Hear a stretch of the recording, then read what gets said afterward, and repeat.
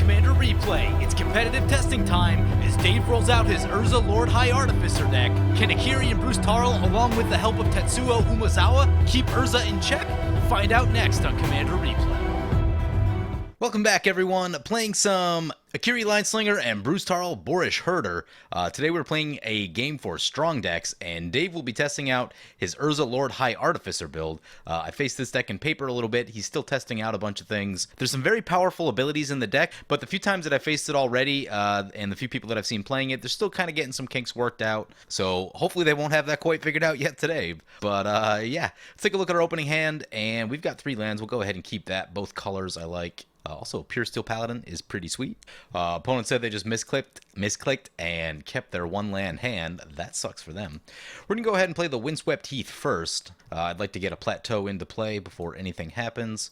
And then drop down the Sensei's Divining Top. I'll probably skip the top this turn and just go straight for the Pure Steel Paladin, because after that we can get some card draw going with Champion's Helm or Inquisitor's Flail. Reasonable chance that I might go for like Inquisitor's Flail and then top that turn. Or maybe we wait, actually. Maybe we just go... Yeah, maybe we go for Akiri first. I don't know. There's a Mox Opal. Does not yet have Metalcraft, but will not take him long to get there. There's some boots. You have a tough choice between Vandal Blast on a single target or wait till we can get the 5 mana and blow up all the artifacts. I think it's... Until we start seeing some really problematic stuff, I'm going to try and wait until we get to 5 mana, but we'll see how it goes. Right here, we're going to play a land. I'm going to get Akiri, and I think next turn I'm going to stop to do to take a look with the top one time, and then we'll probably go for Inquisitor's Flail. Or actually, maybe we'll go Pure Steel Paladin. And Rune has scooped. Awesome. Gotta love good old pickup games on MTGO. By the way, I'm joined by 3 Patreon supporters. The person who scooped was not a Patreon supporter. Here comes an Everflowing Chalice. Yep, on 0, by the way. So with this deck, with Urza, you can play things like Everflowing Chalice and Astral Cornucopia on 0. And once Urza comes in, you still get mana out of them. Mox Opal is now turned on. Dave has another island. He can actually get his commander this turn. But it doesn't look like he does. There's a Trinket Mage. We'd love to see a Mana Crypt, something like that. We could use a little bit of Mana Ramp. Oh, there's Dave's Mana Crypt. Gonna equip the boots. So on our upkeep, we're going to take a look with the top, see what we got coming.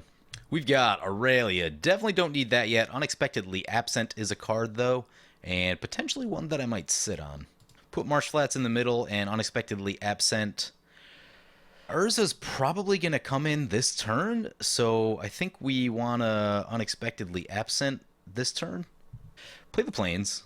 Don't have enough power to break through the Trinket Mage just yet, because we're going to sit on the Unexpectedly Absent. So we'll swing over to Tetsuo Umezawa. So like I said, I am joined by 2 Patreon supporters. That is Chaotix2075 piloting the Tetsuo Umezawa deck, and then finally Dave piloting the Urza Lord High Artificer deck. The deck that is heavily favored to win this match. But, you know, we'll give him everything we got. I've been testing this Akiri and Bruse deck. I've got a paper version. I've been kind of testing a bunch of things between paper and online, seeing what I really like. But the general premise of the deck is that it runs a lot of removal and has the ability to answer a lot of things, but is also still very, very aggressive. It is built for CDH style of play, so it's not looking to go very late, and therefore the curve is very low. Right now the deck is running 34 lands. It's probably one of the lowest land counts I've ever run in a deck. And I also had another variation of this that I'm going to kind of mix in too as I continue to testing, which is more of a lockout strategy. Winter Orb, Static Orb, Armageddon, stuff like that. I do have a God Pharaoh statue in this deck though. So if we get to 6 mana, which isn't terribly difficult if we catch any from Mana Rocks, which we haven't done here, but when we do, should be easy. But just, you know, in a CDH world, God Pharaoh statue is going to make it really difficult for opponents to cast stuff. Now, always a chance that it gets countered or blown up or something like that, but, you know, once it's in play, it is a pretty nasty artifact. Alright, here comes Urza. Fortunately, he tapped out a lot of his stuff to do that. It doesn't look like he's been catching lands, so... Oh, no escape, huh? Counter target creature or planeswalker spell. If a spell is countered this way, exile it instead of putting it into its owner's graveyard. Rough sauce. Does he have counter spell backup? That does suck for us, because I think that means we just lost some important mana right there, but... Urza back to the command zone. Now he's going to be hurting. Tells me that he probably also doesn't have a free counter spell. So it's going to bring it back to our turn. We draw that Marsh Flats. Aurelia's on top. You know. I think this is a really good time to go Pure Steel Paladin, crack the Marsh Flats, grab Sacred Foundry, and we'll play the Inquisitor's Flail. We'll get to draw a card. And there's a strip mine. That's awesome. So that's a land. We can make our land drop next turn, and then next turn we'll probably go for the Champion's Helm, sit on the Unexpectedly Absent. I like all that. This time we'll swing into Dave, since he, again, is the favored person to win this match. Like we saw from that counter spell right there, if you can get Urza out of play one time, especially via a counter before they can generate all the extra mana, that is a really, really big deal. Once Urza's in, especially if they untap with Urza, they can just generate so much mana. You can go from like 4 mana up to like 7, 8, 9 very, very easily. I mean, I've been seeing people get Urza down turn 2, turn 3 quite a bit. Once you do that, if you have enough artifacts and make all your land drops over those like 3 or 4 turns, you can have like a turn 3 or turn 4 expropriate. That's how ridiculous the mana production is in that deck. Ooh, actually, we're also... next turn we can also Vandal Blast, which might be the better option. Dave's going to muddle the mixture. Yep, let's see what he's searching for. It's going to be a Grim Monolith. Ooh, that's a combo piece. Yeah, probably going to be the Vandal Blast. Here comes Grim Monolith. Nope, that's going to be a rewind out of the Umezawa. I think this means that we're also in the clear to lay down this Vandal Blast, so I'm going to go ahead and do that on our turn. I assume that that Grim Monolith would resolve if he had a free counter. Also his commander, too, probably. That's going to bring it back to our turn. We draw Well of Lost Dreams. That'll come in handy once we start gaining some life. Play the Strip Mine. Let's try to overload this Vandal Blast. So down all of his artifacts go. He is on a lonely 3 lands. We're going to go to combat. Send Akiri into the Urza and Pure Steel into the Umezawa. He's going to activate the Makokoro, Center of the Sea. We each draw a card. We draw into a Waves of Aggression. We need to get our Bruse into play. If we can get Bruse into play and get that Waves of Aggression off, people are going to start dying really quick. Reconstruction. Return target artifact card from your graveyard to your hand. It's going to be the Grim Monolith. Here comes Spellseeker. So we're definitely going to need to sit on Unexpectedly Absent. It's going to go for a Lazo Step Plating. Amass 1. You and permanents you control have hexproof until end of turn. Ooh, that's bad for our Unexpectedly Absent. What are we doing right here? Haven't found any evasion equipments yet. Would like to find one of those. Vraska's Contempt. Oh no, on the Pure Steel Paladin, no! I was planning to use that. I'm debating whether to top this turn or not. I'd like to make another land drop. Yeah, I'm gonna top. Red Elemental Blast, a Springleaf Drum, Teferi's Protection. All fantastic cards. Springleaf Drum is the least good of them right now. Put Teferi's in the middle and Red Elemental on top. Probably a good time. Yeah, I'm going to go for the Champion's Helm. Get a little bit of protection on Akiri.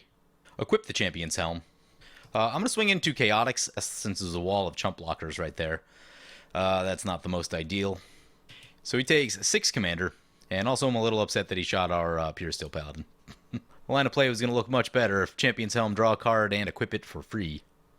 So Umezawa passes with all their mana open. Always scary. They're on 6, so they're not on Cyclonic Rift mana yet. Here comes a Grim Monolith. I hope I didn't doom us by tapping out for the Helm. Excellent. So we get a chance to untap right here. We're going to take another look with the Divining Top. Still looking to try and make land drops. This is sort of Feast and Famine. That's a good one. Don't have the mana to get it into play, though.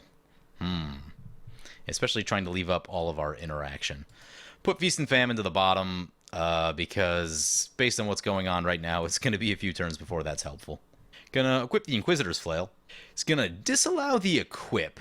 How do I feel about that? I think we just leave it. They're burning a card to do that. I mean, Dave's playing a combo deck, so we do need to respect that and leave up some interaction. He's got the Grim Monolith in play. I mean, that makes him 1 piece away from Infinite Colorless, so gotta be really careful about that. It's gonna activate the Makokoro. We're just gonna draw one time. There's the Teferi's. It's gonna block with the Spellseeker. Yep, I wanted to start getting through some of the chump blockers right there.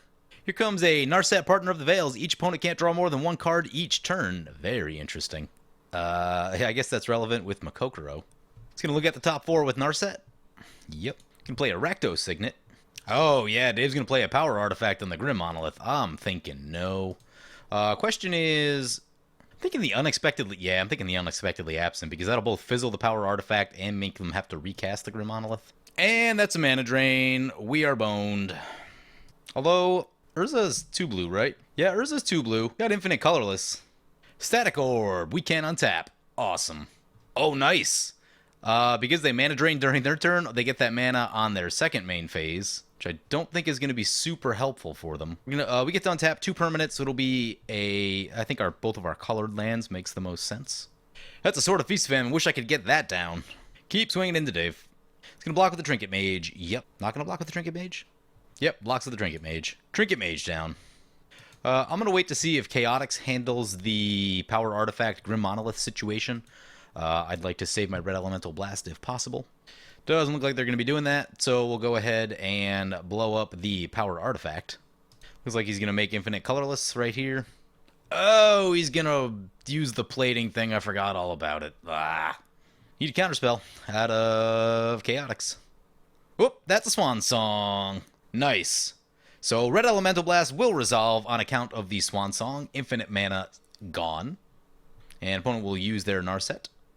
He's on 6 mana now. He can recast Urza, which means he can tap Static Orb during his turn and still allow himself to untap. That's probably going to be the play. Yep, here it comes. All right, well, we're going to take a look with the Divining Top. We got Library of the Lang, Goblin Wielder, and God Pharaoh's statue. We are so far away from that God Pharaoh statue. So that one to the bottom, Library of the Lang in the middle, and yeah, probably Goblin Welder on top. I don't have any artifacts in the graveyard yet to make it that relevant, I guess, but I guess with Springleaf Drum, it sort of becomes a little bit of extra mana. And he gets the 3/3 Construct out of the deal. There's a Chrome Mox. And his last card is a Merchant Scroll. What's he getting? We get to untap 2 permanents. I think I'll choose our colored lands right here. We draw the Goblin Welder. And we just got to keep swinging. Yep, gonna block with the bird. Bird down. I'm gonna play the Goblin Welder right here because what we can do during our opponent's turn, we can use the Divining Top, draw a card. And next turn we can discard the Feast and Famine and then use the Welder to get the Feast and Famine into play, which will allow us to untap our lands and kind of break parity on this Static Orb. So pass like that. Gonna need something out of Chaotix. There's a Soul Ring. Oh, he's got a Chain of Vapor? That can be annoying. Return target non-land permanent to its owner's hand. That permanent may controllers may sacrifice the land. If they do, copy the spell. Is going to activate the ability on Urza. Going to get a free card off the top. Appears to be a land. That's reasonably safe. It's going to swing into the Narset. Okay, that'll probably take down the Narset right here. Mission briefing. Surveil 2, then choose an instant or sorcery card in your graveyard. You may cast that card this turn. If it be put in your graveyard this turn, exile it instead. What are we mission briefing for? We going for Vraskas? Going for Vraskas. Nice. So Urza about to get exiled. If we can find a way past the construct, we can start making some ground here. Dave's thinking, and I know what he's thinking about. He's thinking about, because we were talking about this last night actually, he's thinking about whether he should Chain of Vapor his own creature. Yep, and that's what he's going to do. See if he sacrifices a land or not. Does not. So Vraskas will fizzle. And the important thing right there is he's avoiding going back to the command zone, which, when mana's tight, wow, this game's on turn 10. It's funny when these competitive games go long because of like counter magic and interaction, because these decks aren't built to go long super well. They're trying to, usually win very quickly. And so they don't usually have the same late game punch other than just comboing off as your standard build commander decks. Anyway, so with that, we're going to activate the Divining Top, draw a card. We draw a Library of the Lang. We're not going to play that for sure. And we'll bring it back to our turn. We get to untap 2 permanents. We'll choose 2 lands. We draw the Divining Top. We are not going to play anything this turn. We'll continue to attack. Keep swinging into Dave. It's going to block with the Construct. Yep. Then we're going to discard to hand size. And that'll be the Sword of Feast and Famine. Here comes Urza, Lord High Artificer. Yep, going to get to make another Construct. And at the end step, it's time to go Goblin Weldering. So use the Goblin Welder. We're going to choose our Inquisitor's Flail and get our Sword of Feast and Famine. So Inquisitor's Flail of the graveyard, Feast of Famine into play. Only 2 blue mana that our opponents can interact with. Well, I guess 2 more out of the Urza if they use their artifacts. What have they revealed? Chain of Vapor's gone. I don't know what they have in hand. We do have Hexproof on our creature, though. That's a pretty good place to be. Feel pretty good that this is going to resolve. We'll untap our Goblin Welder and another land. Oh, we draw the God Pharaoh statue. I'm definitely going to discard that and drop that into play. Oh, I need a way to discard it. Magus, maybe? Put Sword of Feast and Famine on the Akiri. What to do with this last 2 mana? We could play 2 1-mana artifacts, which will give us more ammo for the Goblin Welder, but then that puts us further away from the God Pharaoh statue, which I think could probably seal the game out for us. Yeah, maybe we don't God Pharaoh statue yet because Dave can untap and we can't, so he's still just going to be... Well, maybe... Oh, man, this is so tough. Yeah, I'm going to get the artifacts into play. Just use the mana. We're going to go for Library of Lang, and Springleaf Drum. Swing into Chaotix. Oh, you want what we can do? We can hardcast this God Pharaoh statue.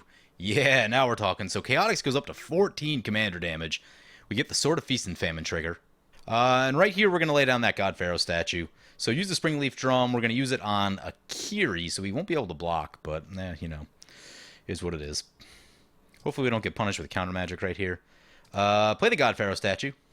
Ooh, even if it doesn't resolve, we can just Goblin Welder it back to play. Yeah, now we're talking. It resolves! Very nice. This should make life difficult for opponents. We'll end the turn. Each opponent will lose 1 life. And Akiri now up to 9 power. Telling Chaotix I'm taking a play out of his handbook. He's been playing a lot of God Pharaoh statue, and it is ridiculous. Especially like control players, people that don't have a lot of stuff in play. God Pharaoh statue makes life miserable for them. So Dave taps his Static Orb, which allows him to get an untap step. Pretty big game right there. So with the God Pharaoh statue in play, it looks like he has only the ability to activate Urza 1 time. And he's going to attack into the Narset. Get rid of that. I had been leaving that there in case he tries to play a Time Twister, because if he plays a Time Twister, then only Chaotix is drawing more than 1 card. So Time Twister would be not great for us, because we have been using the graveyard a bit with the Goblin Welder. So Narset goes down to Urza. And more importantly, Dave's only got 1 blocker. If we can like find just a piece of removal or something to deal with that blocker, we can start getting in for some pretty big damage. Here comes an Elixir of Immortality. Okay. You like paying 3 for those Elixir of Immortalities? It's much less good when you have to pay 3. Alright, so right here we're going to untap Akiri and our Plateau. We'll draw. Wouldn't mind seeing a land. It's a Soul Ring. Soul Ring's okay. Anyway, through this construct thingy yet? No, not so much. If we hit Narset, they'll be out of the game. Yeah, maybe we're taking them out. Try to make this happen. Play the Soul Ring. Soul Ring in. Gonna attack the Umezawa player. Nope, he's got interaction. Ugh. It's gonna be, a red Elemental Blast on Urza on the way out the door. How about that? Oh, he just tapped his construct. He's going to use a paradoxical outcome. I think we can kill him. If our land's on tap right here, we can go Waves of Aggression and attack again. I just got to make sure that if we can get the Inquisitor's Flail, we can definitely kill him. But also, if we could Divining Top also into another land and no, we wouldn't have enough mana to retrace waves. Everyone blaming me for the God Pharaoh statue? Yeah, it is a salt-inducing card. 100%. So Dave draws a bunch of cards with Paradoxical Outcome. Not a terrible time to Wheel of Fortune also, though we don't have haste on the Magus. That may not be the best course of action. So Chaotix goes down. We get the Sword of Feast and Famine trigger. 24 commander damage. Our lands on tap. Go to our second main phase. How much mana do we have? We have 1, 2, 3, 4, 5. That's enough for the Waves of Aggression, and exactly enough to equip the Inquisitor's Flail. We're just going to go for it. Use the Goblin Welder, sacrifice the Springleaf Drum, get Inquisitor's Flail. Inquisitor's Flail back to play, equip it to the Akiri. Time for Waves of Aggression! Hope it doesn't get countered. He did draw a bunch of cards, so chance of interaction. Dave saying, oh my god. Yep. Akiri and Bruse about to get there? Are we getting it? Yeah, he's saying good game. We got a watcher in the room saying style points for the additional combat. Yup. Go back to our combat step. Combat number 2. You should never attack once in 1 turn. You should always attack twice in 1 turn. Oh. Bam! There it is! Akiri and Bruse able to take it down. So we got a lot of help out of Chaotix. He countered Urza and some Urza tricks at some really high leverage times.